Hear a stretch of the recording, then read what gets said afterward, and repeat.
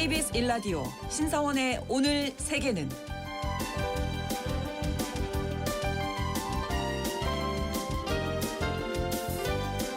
안녕하십니까. 아나운서 신성원입니다. 다카이치 사나이 일본 총리가 대만 유사시 개입을 언급하며 촉발된 중일 갈등의 파장이 국제사회로 번지고 있습니다. 다카이치 총리의 발언은 일본 영토가 직접 공격받지 않더라도 중국이 대만을 무력 침공할 경우 이를 일본의 존립 위기 사태로 규정해 자위대가 무력 개입할 수 있다는 의미인데요. 미국 국무부는 미일 동맹을 언급하면서 일본을 지지했고 러시아, 북한 등은 중국 편에 섰습니다. 우리나라에 미칠 파장도 적지 않습니다. 중국은 일본의 독도 영유권 주장을 비판하며 한일 갈등을 끌어들이는 모양새인데요. 일본이 외교 갈등도 불사하면서 대만 이슈의 강경한 이유는 무엇인지 잠시 후 글로벌 이슈에서 자세히 짚어보겠습니다.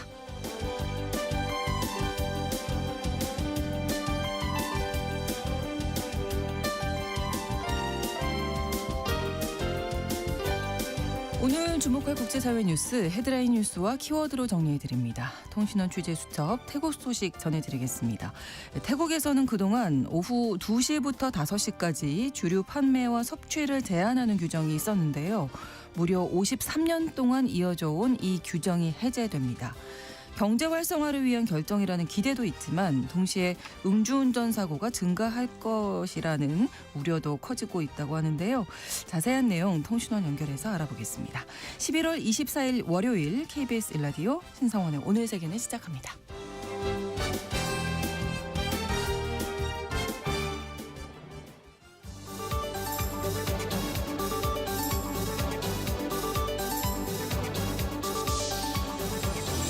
오늘 세계는 헤드라인 뉴스.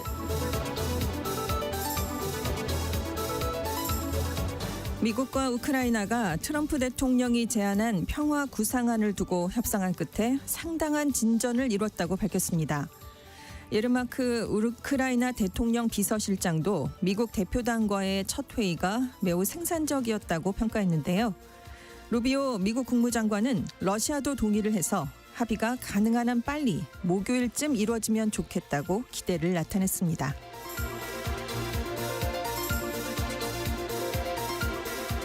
우크라이나가 미국과의 종전 협상을 앞두고 23일 러시아 모스크바 근처에 있는 열 병합 발전소를 공습했습니다. 이번 공습으로 대형 화재가 발생하면서 주민 수천 명의 난방 공급이 끊겼는데요. 로이터 통신은 러시아 본토 발전소를 겨냥한 우크라이나의 최대 규모 공격 중의 하나였다고 보도했습니다.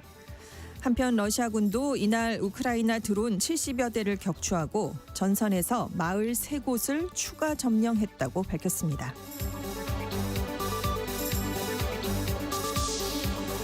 이스라엘이 5개월 만에 레바논 수도 베이루트를 공습해 친이란 무장정파 헤즈볼라 참모총장을 비롯해 5명이 숨졌습니다.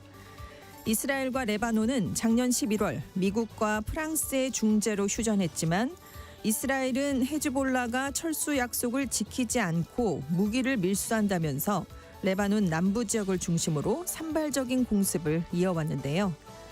이스라엘과 미국은 헤즈볼라의 무장 해제를 요구하고 있지만 헤즈볼라는 이스라엘의 침공이 먼저 중단돼야 한다며 거부하고 있어서 충돌이 당분간 이어질 것으로 보입니다.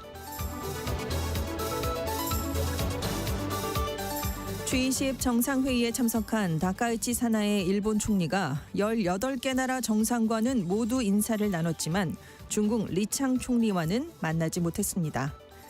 이틀간의 회의 기간에 두 정상은 어떤 접촉도 없었는데요. 다카이치 총리가 대화의 문은 열려 있다고 강조했지만 G20에서의 대화마저 불발되면서 양국의 갈등이 쉽게 가라앉기 어렵다는 전망이 나오고 있습니다.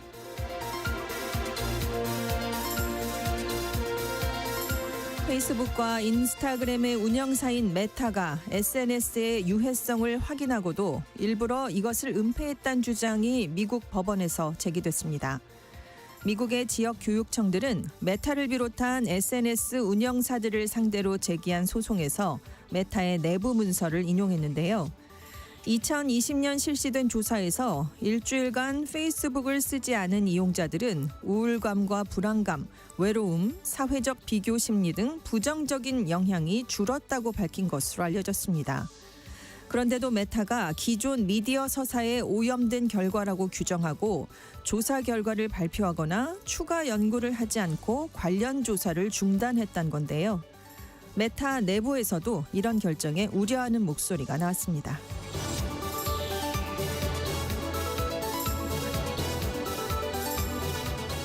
오늘의 헤드라인 뉴스 외신캐스터 전주현 씨가 전해주셨습니다. 이번에는 키워드로 정리한 국제사회 소식 살펴보겠습니다. 첫 번째 키워드, 살아 숨쉬는 문서. 이 문서는 우크라이나의 평화 구상안, 트럼프 대통령이 제안한 구상안인데요. 네.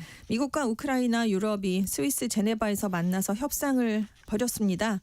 루비오 미국 국무장관 엄청난 진전이 있었다 이렇게 자평을 했는데요. 지금 우크라이나 평화협정을 마무리하기 위한 논의에서 이제 진전이 있었는데 일부 쟁점에 대해서는 결론에도 근접했다 이렇게까지 얘기를 했습니다.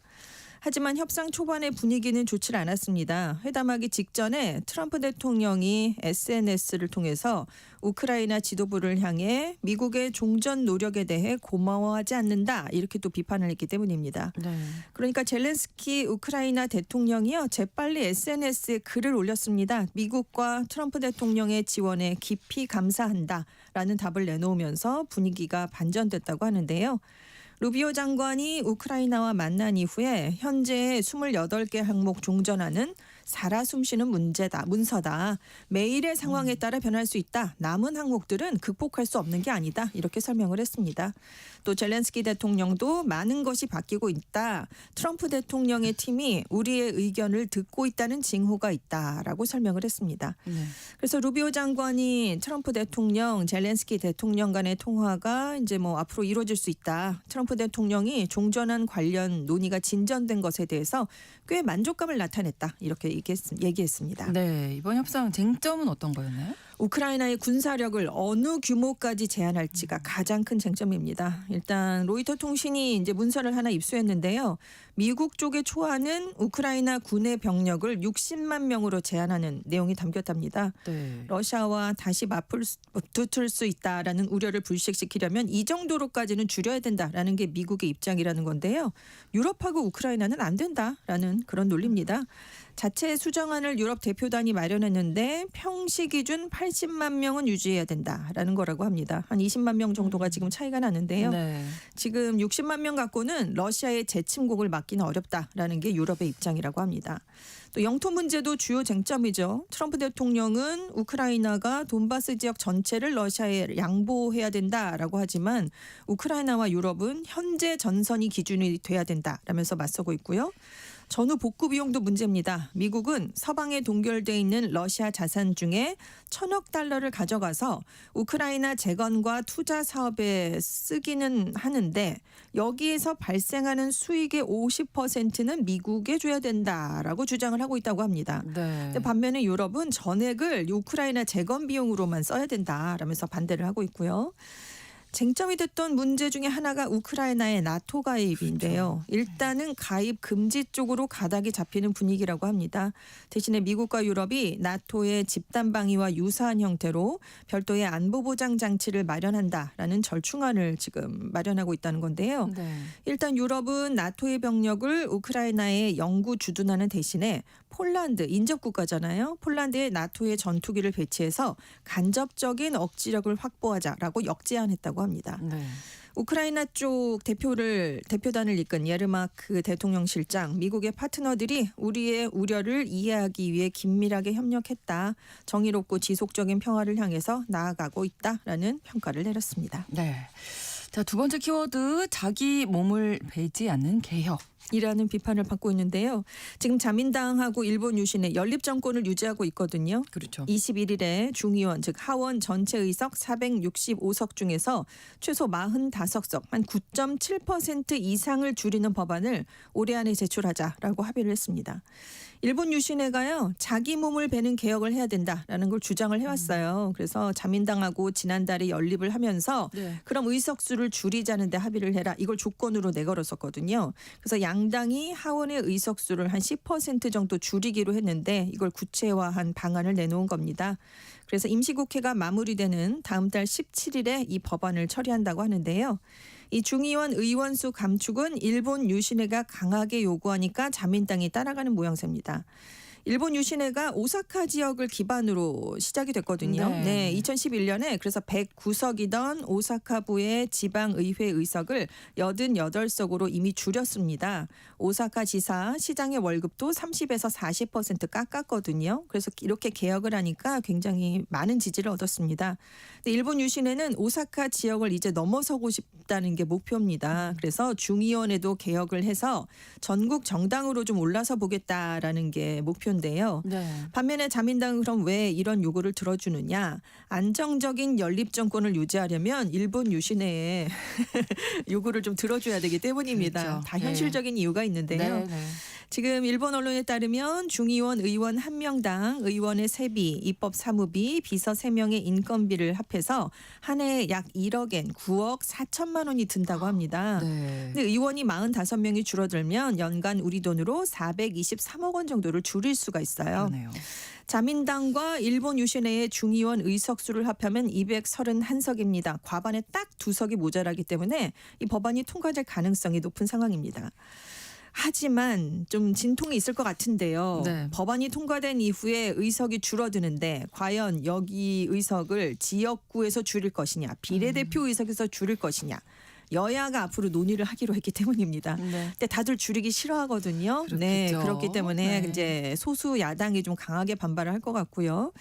현재 중의원 전체 465명 중에 지역구가 289명, 비례대표가 176명인데 앞선 선거 결과를 토대로 요미우리 신문이 비례대표만 50석 감소하는 경우를 계산해 봤더니 열림 여당은 자민당 9%, 일본 유신회는 13%만 줄어드는데 네. 야당인 공명당은 25, 레이와 신생구민은 33%. 훨씬 의석수가 많이 주는 겁니다. 네. 네, 그래서 이 요미 마이니치 신문이 자기 몸을 배지 않는 개혁을 하는 것이냐라는 지적을 해놓은 건데요. 네. 결국 의원 수를 삭감한다는 게 예산을 절감하겠다라는 정치개혁 목적 말고도 장기 집권 토대를 닦기 위한 다카이치 총리의 정치적 노림수가 아니냐. 왜냐하면 자기들은 안 줄어드니까요. 그렇죠.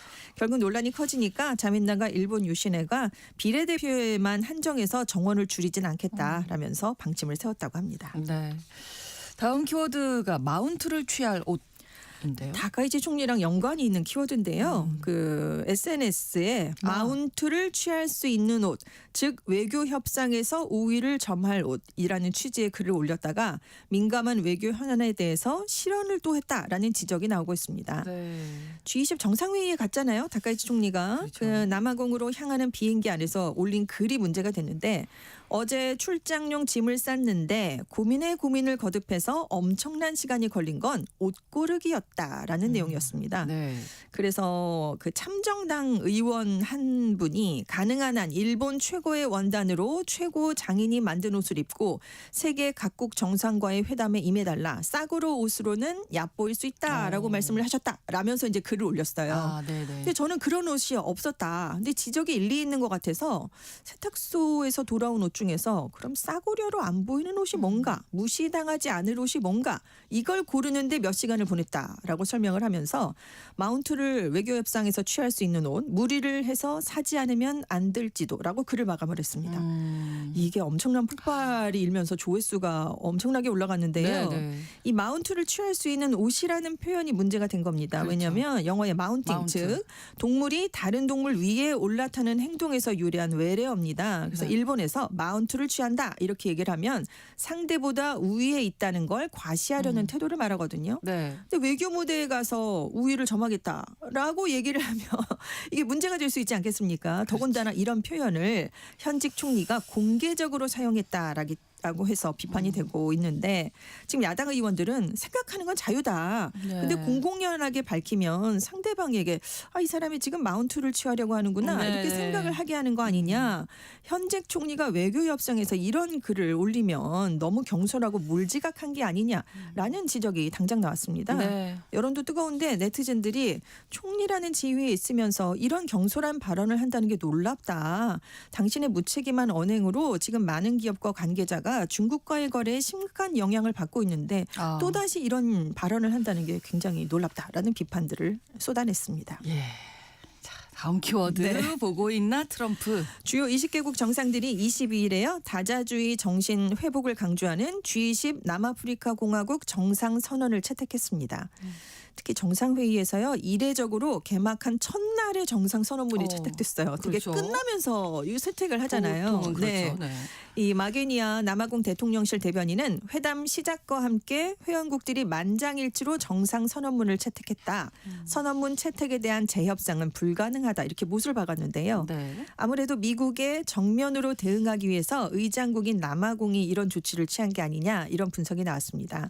왜냐하면 트럼프 대통령이 취임 전부터 남아공 흑인 정권이 아프리카너 즉 남아공에 사는 네덜란드계 백인을 좀 박해하고 있다. 네. 나 G20에 안 간다 이렇게 하면서 진짜 안 갔기 때문인데요. 그렇죠. 그래서 남아공 대통령이 개회사에서 정상선언문 채택에 압도적인 합의가 있었다. 우리는 아프리카 최초의 G20 의장국으로서 가치와 위상, 영향력을 떨어뜨리는 어떤 것도 허용해서는 안 된다라고 강조를 했습니다.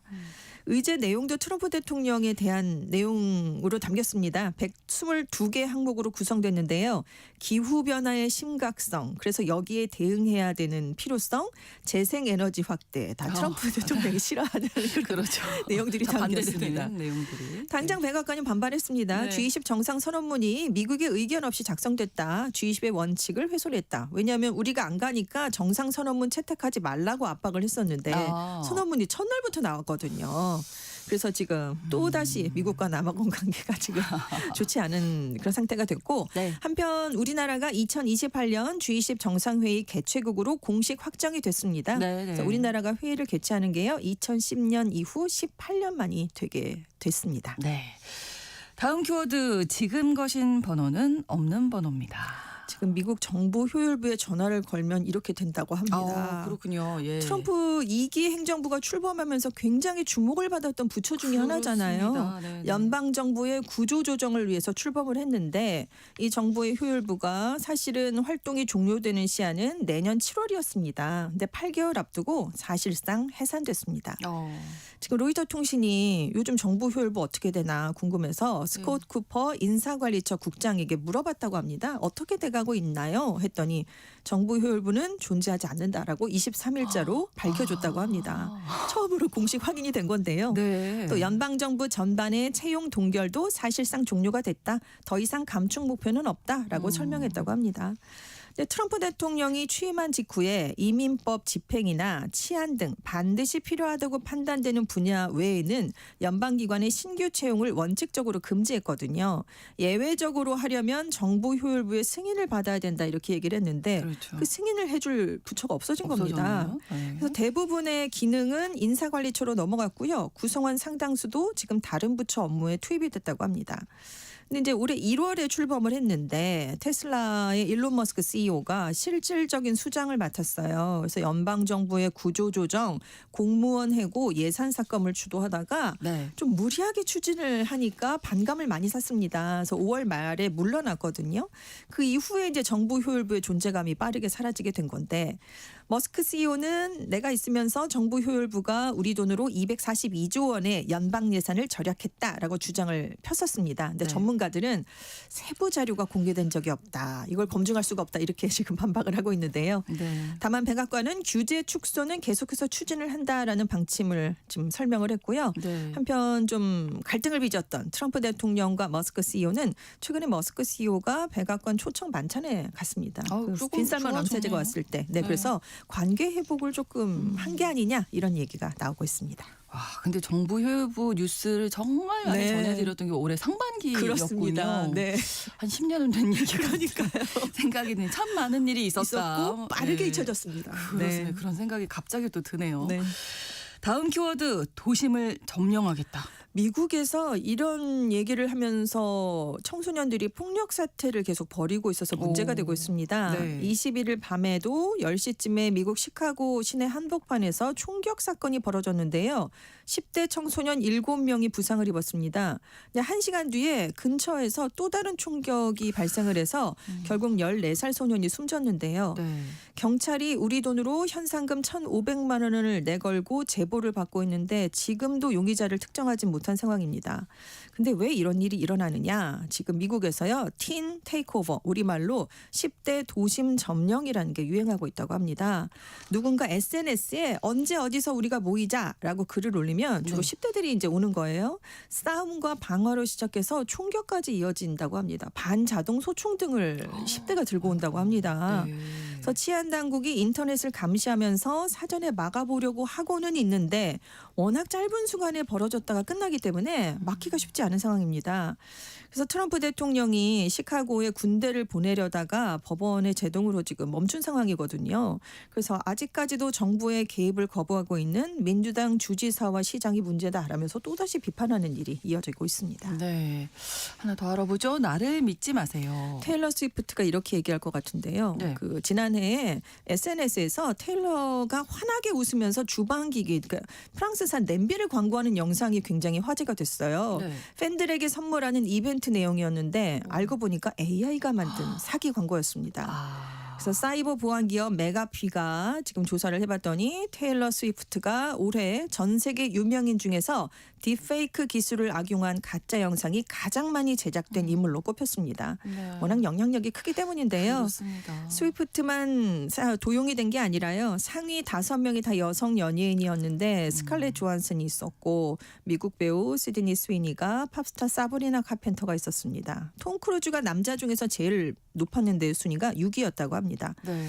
그리고 뭐 미국 프로농구 스타 르브론 제임스도 미국 내에서로만 한정을 하면 8위에 올라서 좀 많은 사기 영상이 만들어졌는데요. 네. 메가피 측은 사람들이 신뢰하는 사람을 이용해서 존재하지 않는 것을 판매하는 것이다. 사기꾼은 신뢰를 이용한다. 이렇게 설명을 했어요.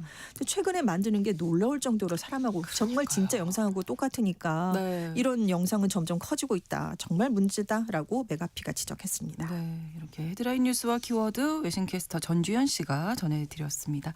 고맙습니다. 네, 감사합니다. KBS 라디오 신성원의 오늘 세계는 1부 마무리하겠습니다. 11시 30분부터 일부 지역에서는 해당 지역 방송 보내드립니다. 키인의 Fly to Me 전해드립니다.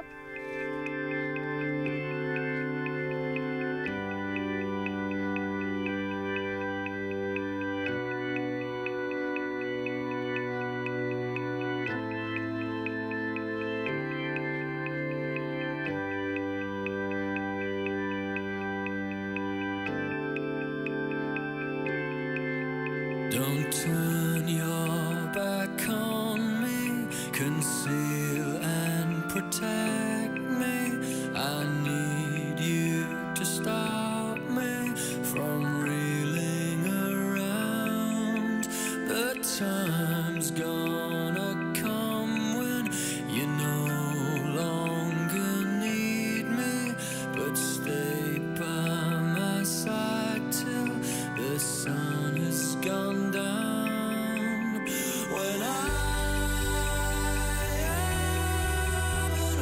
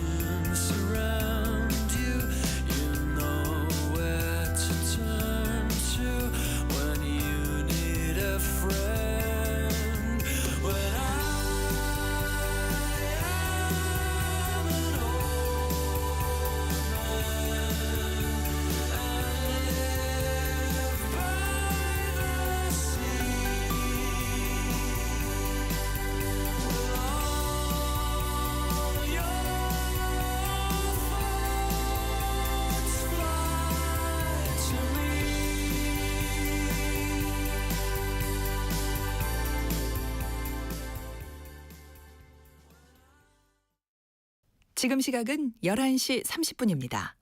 KBS Ladies and gentlemen. 국제사회의 다양한 뉴스를 한눈에 KBS 1라디오 신성원의 오늘 세계는 세계를 바로 보는 최소한의 투자입니다.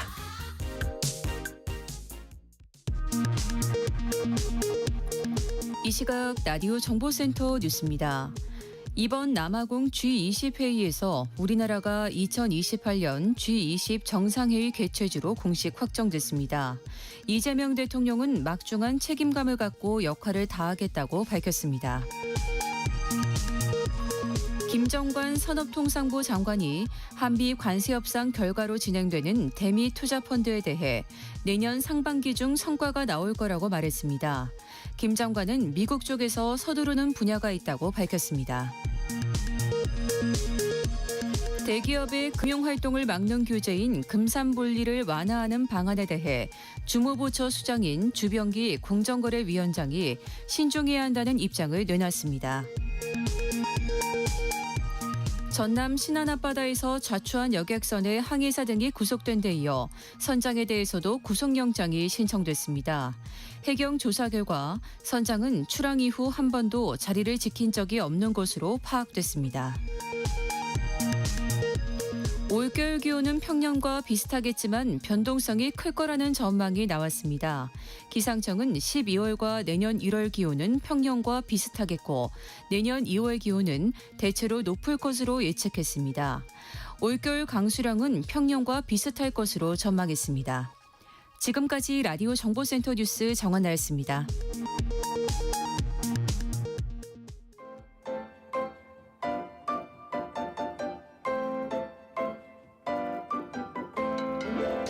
통신원 취재 수첩.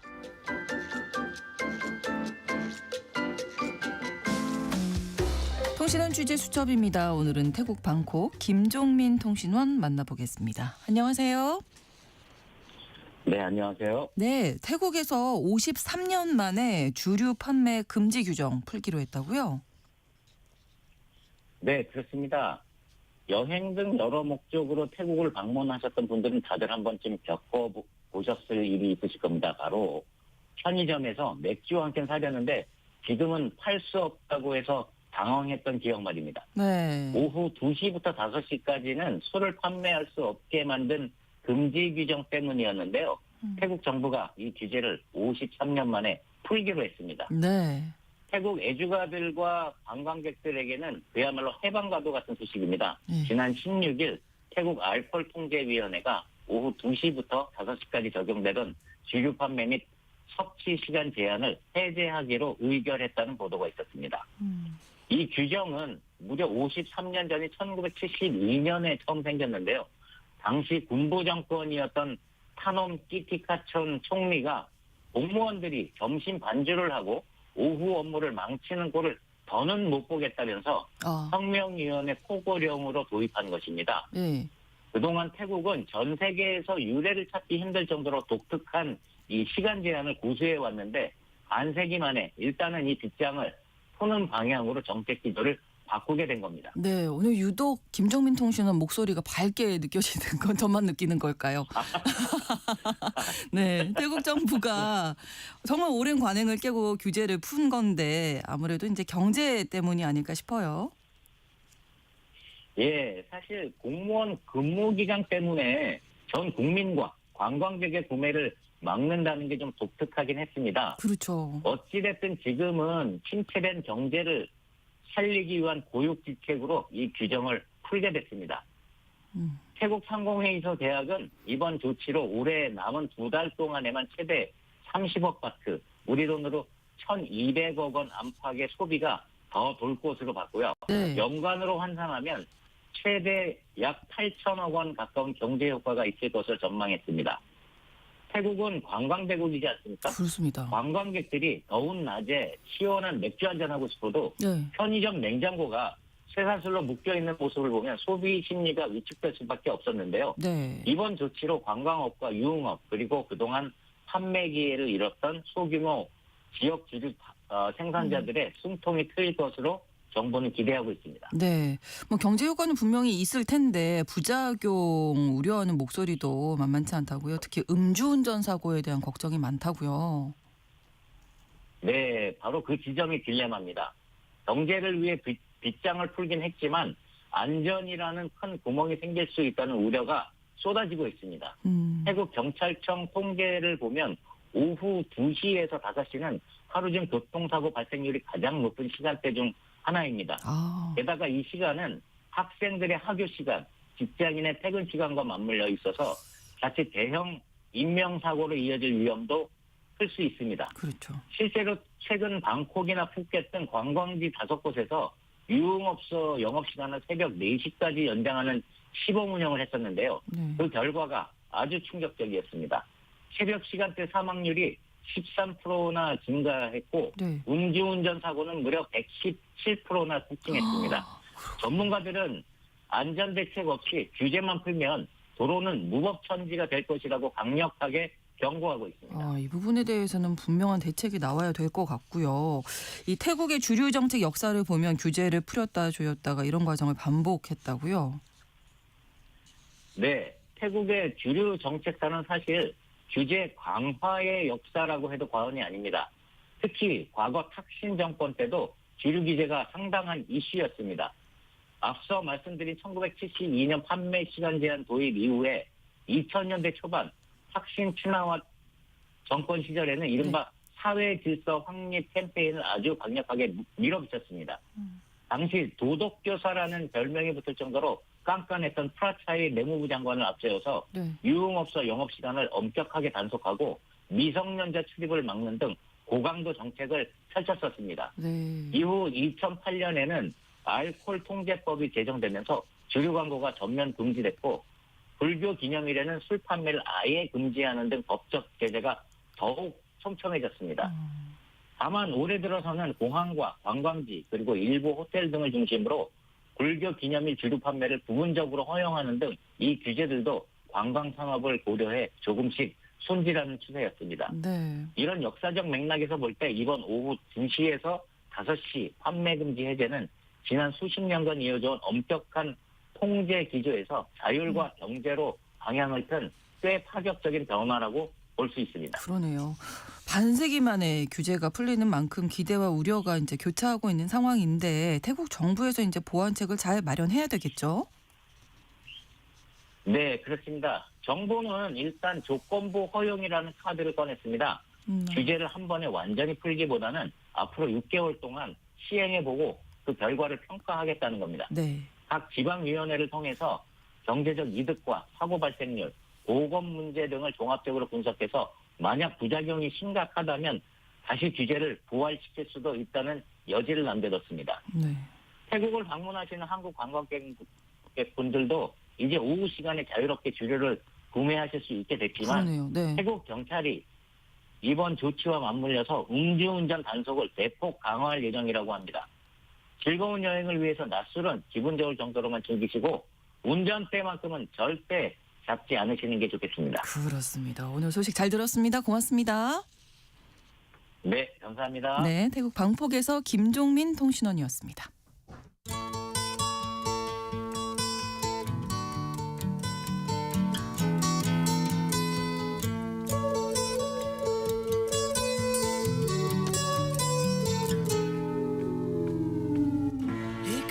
다카이치 산하의 일본 총리의 대만 유사시 개입 가능성을 시사한 발언을 계기로 일본과 중국 간 갈등이 전방위로 확대되고 있습니다. 중국은 일본에 대해서 외교, 경제적 압박을 넘어서 군사적으로 공포감까지 조성하고 있고요. 일본 역시 대만 관련 발언을 취소하지 않겠다면서 기존 입장을 고수하고 있죠. 이런 가운데 미국과 대만이 일본을 지원하고 있고 러시아, 북한은 중국의 일본 비판에 힘을 실어주고 있습니다. 오늘 글로벌 이슈에서 갈수록 악화하고 있는 중일 갈등 사태에 자세히 살펴봅니다. 오혜리 국제전문기자 나오셨습니다. 어서 오십시오. 네, 안녕하세요. 자, 지난 7일 있었습니다. 이 다카이치 일본 총리의 발언부터 이제 시작이 된 건데 네. 그간의 상황을 좀 정리해 주실까요? 예, 뭐 시간이 좀 꽤 지나갔는데 지난 주말에 남아공에서 주요 20 정상회의. 정상회담이 네. 있었는데 다카이치 총리가 참석했고 중국에서도 총리가 참석했는데 전혀 접촉을 안 했다고 하는 걸 보면 정말 시간이 지날수록 이게 좀 더 악화하고 있고 뭐 조만간 끝나기는 어렵겠다. 저 장기화하겠다 이런 생각이 들긴 합니다. 네. 말씀하신 대로 지난 7일이었습니다. 중의원, 일본의 하원이죠. 여기서 다카이치 총리가 대만과 관련해서 중국이 전함을 사용해서 무력 행사를 수반하면은 이걸 일본의 존립 위기 사태가 될 수 있는 경우라고 생각해서 거기에다 대응할 수 있다. 이렇게 얘기를 했습니다. 네. 다카이치는 사실 지난 10월 31일에 그 우리나라 그 에이펙 거기 참석차 와가지고 시진핑 중국 국가주석하고 처음 정상회담을 했잖아요. 네. 뭐 한 30여 분 동안 했는데 그 30여 분 동안에도 양측이 상당히 민감한 얘기들을 많이 해가지고 분위기가 냉랭했죠. 그래서 앞으로 두 나라 관계가 좀 쉽진 않겠다 이렇게 생각을 했는데 네. 그로부터 한 바로. 일주일 만에 바로 이렇게 악화되는 상황이 된 겁니다. 그렇습니다. 이 존립위기 사태 이거는 2015년에 일본에서는 처음 도입이 된 개념이에요. 네. 일본이 직접 뭐 어떤 제3국으로부터 공격을 받지 않더라도 네. 일본과 밀접한 관계가 있는 국가가 공격을 받으면 이게 일본의 존립 또 일본 국민들의 생명을 위협받는 경우라고 판단해서 무력으로 대응하겠다 이런 개념입니다. 네. 뭐 또 특히 이제 대만 문제와 관련해서 이 중국이 만약에 대만을 뭐 무력으로 공격한다 그러면은 당연히 이제 미국이 방어를 결정하게 되고 그렇게 되면은 일본의 주일 미군 기지가 있잖아요. 그렇죠. 그거를 공격받을 수 있고 이런 상황에서 이제 일본이 자위권을 행사할 수 있다 이런 개념이 된 겁니다. 네. 뭔가 한마디로 중국과 전쟁할 수 있다 이렇게 그러니까요. 얘기를 한 거죠. 네. 그 존립 위기 사태라는 개념이 나왔을 때 네. 당시가 아베 총리 때였던 거죠. 맞습니다. 2015년이니까. 다카이치는 잘 아시겠지만 아베의 외교 안보 정책에 열렬한 뭐 그렇죠. 지지자이고 네. 또 정말 계승자다 이렇게 자임을 하고 있잖아요. 근데 2015년 당시에 그 아베 총리하고 자민당이 무력 공격 사태법하고 자위대법을 개정을 했습니다. 네. 개정 전에는 일본이 외부로부터 직접적인 무력 공격을 받았을 때 네. 이제 자유대가 이제 무력을 행사할 수 있다 이렇게 규정이 됐었는데 이 법이 개정되면서 무력 공격의 범위가 늘어난 겁니다. 그래서 이제 존립위기라고 하는 개념이 도입되면서 네. 일본과 밀접한 관계가 있는 타국의 공격을 받더라도 이게 자유대가 무력 행사를 할 수 있다 이렇게 규정이 된 거죠. 네. 이 문제는 정말 이제 그 예민한 문제잖아요. 그렇죠. 그래서 네. 이전의 총리들도 이 문제를 아베조차도 대만과 관련해서 얘기한 적이 한 번도 없습니다. 물론 이제 총리 자리에서 물러난 이후에는 대만이 공격을 받았을 땐 그렇게 될 수 있다라고 하는 식으로 얘기를 한 적이 있지만 재임 당시에는 그런 거론을 한 적이 없는데 또 뭐 아소다로 전 총리라든지 또 기시다 후미오 전 총리 시절에도 이런 질문이 나올 때마다 이게 종합적으로 판단해야 하는 문제이기 때문에 일률적으로 답할 수 없다 이렇게 좀 피해갔거든요. 네. 그랬는데 이번에 처음으로 이 정말 다카이치 총리가 이 말을 명확하게 총리로서 하고 공식적인 석상에서 이렇게 언급했다. 이건 정말 파격적인 일이고 중국이 뭐 민감하게 반응할 수밖에 없는 문제다 이렇게 보여집니다. 게다가 뭐 이 발언 난 취소하지 않겠다 네. 이런 입장까지 재확인하게 되니까 이제 중국에서 뭐 여러 가지 말들이 나왔습니다. 네. 일본 여행 유학 자제령, 일본산 소고기 수출 재개 협의 금지, 일본 영화도 상영 중지하고 네. 지난 17일에 서해 해역에서 실탄 사격 훈련까지 했는데 네. 사실 이런 반응이 있을 거라는 걸 다카이치 총리가 모르지는 않았을 것 같은데 그렇죠. 그럼에도 이렇게 이런 발언을 해낸. 그러니까 그 의도가 도대체 뭔가 이런 데 이제 궁금합니다. 관심이 갈 수밖에 없죠. 네. 앞서 그 17일에 이제 서해 해역에서 이제 중국이 실탄 사격 훈련했다 이렇게 말씀을 하셨는데 지난 20일 로이터 통신이 보도한 내용을 보니까 중국이 민간 화물선 또 뭐 페리선 이런 것까지 동원해서 네. 어떤 그 대만을 침공하는 훈련을 벌였다 이렇게 보도를 했어요. 물론 이 훈련의 시점은 다카이치 총리가 취임하기 전인 8월 말이기는 했는데 네. 어쨌든 이런 중국의 이런 움직임들이 있는 거는 분명하죠. 그리고 거기다 또 17일에는 양국이 굉장히 긴장된 상황에서 서해에서 해역에서 이제 실탄 화격 훈련까지 했으니까요.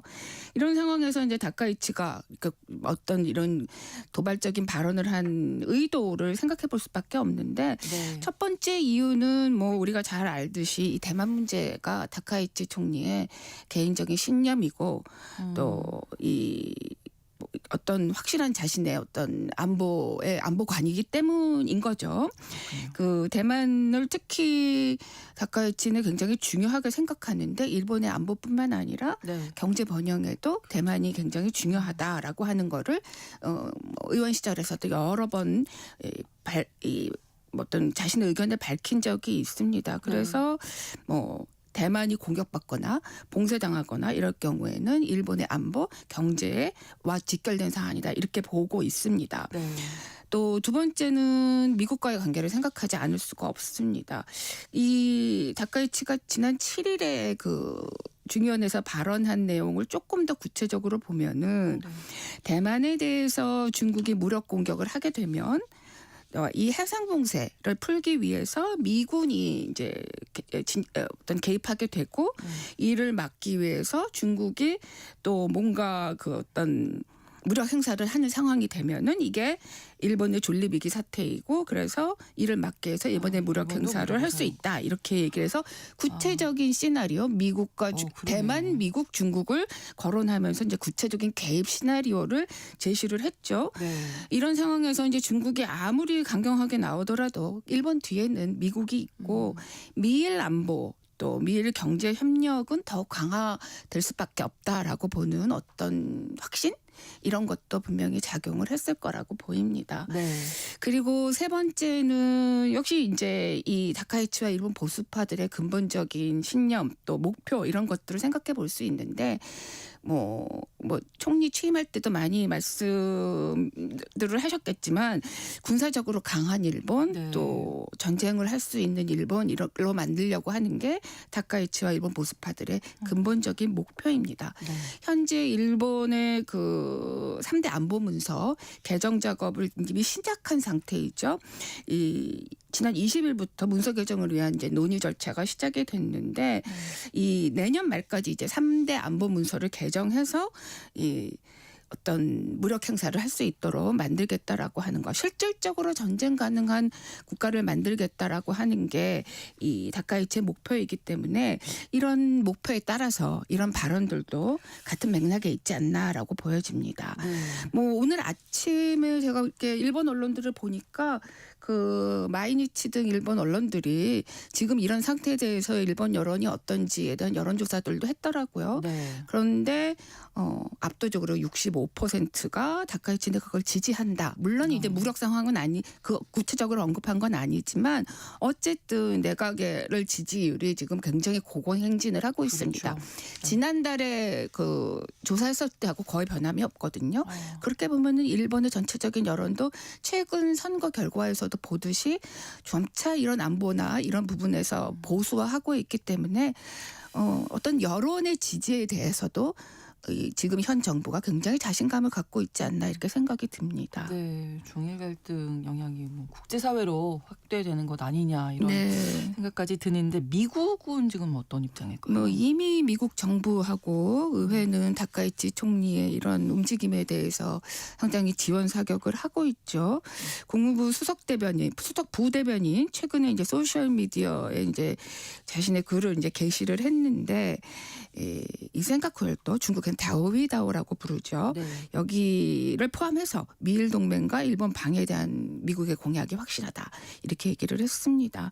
그러면 대만 해협 또 동중국해, 남중국해에서 어떤 무력이라든지 이런 강압을 이용해서 현상을 변경하려는 그런 시도를 뭐 절대 허용하지 않겠다 이런 강경한 입장을 밝혔는데 뭐 다카이치 정부하고 뜻을 같이 했다고 이렇게 봐야 되겠죠. 네.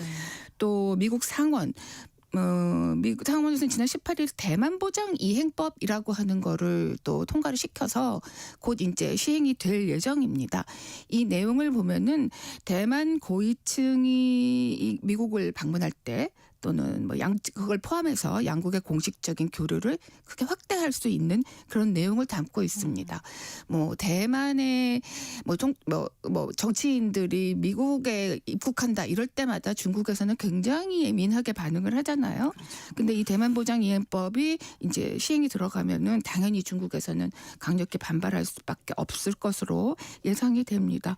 또 국방부도 대만의 전투기 부품 또 첨단 지대공 미사일 시스템 장비 이런 것들을 대만에 판매할 수 있도록 최근에 허용을 했거든요. 네. 그래서 뭐 미국 정부와 의회 모두 다 이 일본과 같은 뜻으로 이제 움직이고 있다 이렇게 보여집니다. 또 러시아와 북한은 역시 뭐 중국에 이제 힘을 실어주고 있죠. 네. 네, 그래서 뭐 이런 식으로 이제 어떤 진영 논리로 확대되고 있다 이렇게 보여집니다. 자, 우리나라 가까이에서 벌어지는 일이기 때문에 우리나라에는 어떤 영향이 있을까요? 우리나라와 관련해서 사실 좀 최근에 관심을 많이 모았던 게 그 중국 외교부 정례브리핑 17일에 나왔던 발언에 대해서 국내 언론들이 많이 보도를 했습니다. 이때 이제 중국의 관영 언론이죠. 환구시보 기자가 우리 외교부가 일본의 그 영토 주권 전시관 이걸 확정하는 데 대해서는 상당히 이제 반발했잖아요. 네. 여기에 대해서 중국 정부 외교부의 입장은 뭐냐 이렇게 또 질문을 했습니다. 그랬더니 마오닝 대변인이 기다렸다는 듯이 관련 보도를 주목하고 있다. 그러면서 최근 일본이 여러 가지 악성 언행을 하고 있다. 그래서 주변국들과 경계 뭐 불만 이런 항의들을 불러일으키고 있는데 어쨌든 일본이 침략의 역사를 좀 반성하고 어떤 국제사회의 신뢰를 얻어야 된다. 이렇게 얘기를 했습니다. 거의 어떤 환구시보 기자하고 이 외교부가 사전에 조율한 질문과 답변이라고 해야겠죠. 그래서 이제 이 중국이 중일 관련 갈등에 우리나라 독도 문제를 거론하면서 우리나라를 끌어들이려고 한다 이런 보도가 많이 나왔죠. 네. 근데 실제로 이 발언 내용을 보면은 사실 독도라는 지명을 뭐 구체적으로 입에 올리지는 않았는데 어쨌든 이런 영유권 분쟁, 중일 간의 어떤 영유권 분쟁 이런 역사 문제에다 우리나라의 입장까지도 좀 끌고 들어가려고 하는 그런 움직임으로 해석이 됩니다. 네. 근데 이제 중일 갈등이 장기화되면은 뭐 양국 쪽에서 우리나라의 관광 유입이 많아질 거다. 그래서 뭐 이렇게 그런 어떤 효과도 있을 것이다. 경제적인 효과도 우리가 얻을 수 있다라고 하는 지적이 있는데 물론 그런 단기적인 효과를 예상해 볼 수는 있지만 사실 뭐 이런 상태가 장기화되고 또 만약에 대만 문제와 관련해서 중국과 일본 또 미국이 어떤 액션을 취한다면은 분명히 우리나라에 대해서 압력이 또 높아질 수밖에 없기 때문에 중장기적으로서는 상당히 우리가 뜻하지 않게 이런 갈등 국면에서 뭔가를 선택해야 하는 이런 압박을 받을 가능성이 큽니다. 네. 경제적인 영향을 보면은 앞서도 이제 뭐 관광객 유입에 대해서 어떤 단기적인 이익을 생각해 볼 수는 있지만 중국과 일본 모두 우리나라가 이제 경제적으로 많은 교류를 하고 있고 특히 반도체, 전기차, 배터리 이런 부분에서 이제 중일 공급망에 우리가 깊숙이 연관을 갖고 있는 국가이다 보니까 양국 갈등은 우리 경제에는 뭐 당연히 좋은 일은 아니다라고 보여집니다. 그렇죠. 또 2010년대 초반이었죠. 그 중국하고 일본이 이 생카쿠 열도 문제하고와 관련해서 굉장히 충돌을 한 적이 있습니다. 네. 이때 히토류를 일본에 수출하지 않겠다 이렇게 중단을 했죠. 네. 그래서 일본은 물론 뭐 전 세계 어떤 전기 또 뭐 어떤 자동차 공급망에 큰 혼란을 겪은 적이 있습니다. 뭐 당연히 우리 기업도 그거로 연쇄적인 타격을 받았는데요. 네. 아직은 히토류 얘기는 나오고 있지 않는 것 같은데 뭐 중국은 현재 또 물론 이제 트럼프하고 최근에 또 우리나라 경주에서 만나가지고 이 히토류 수출 금지 이거 1년간 유예하겠다 이렇게 했지만 네. 일본과 관련해서는 결국에는 이 카드 또 꺼내지 않겠느냐라고 그렇죠. 하는 게 많은 사람들의 공통된 전망이거든요. 네. 이런 상황이 됐을 때는 우리나라 경제적인 피해도 사실은 또다시 받을 수밖에 없다 이렇게 보여집니다. 어떤 종합적으로 말씀을 드리면은 이런 데서는 이런 상황에서는 어쨌든 우리가 좀 휘말릴 가능성이 많기 때문에 이제 어떤 면밀한 어떤 주시 또 이런 또 대응이 좀 필요하고 네. 우리 정부가 어느 한쪽으로 기울어지지 않는 어떤 실용 외교를 좀 신중하게 취해야겠다라고 하는 네. 이런 균형 있는 이런 태도 이런 것들에 대한 조언이 많이 나오고 있는 것 같아요. 그렇습니다. 오늘 글로벌 이슈 중일 갈등 사태에 대해서 자세히 살펴봤습니다. 오혜리 국제전문기자와 함께했습니다. 고맙습니다. 네, 감사합니다. 오늘 끝곡으로 As Time Goes By 클리프 리차드의 목소리로 전해드리면서 신성원의 오늘 세계는 마치겠습니다. 내일 오전 11시 5분에 다시 뵙겠습니다. 고맙습니다.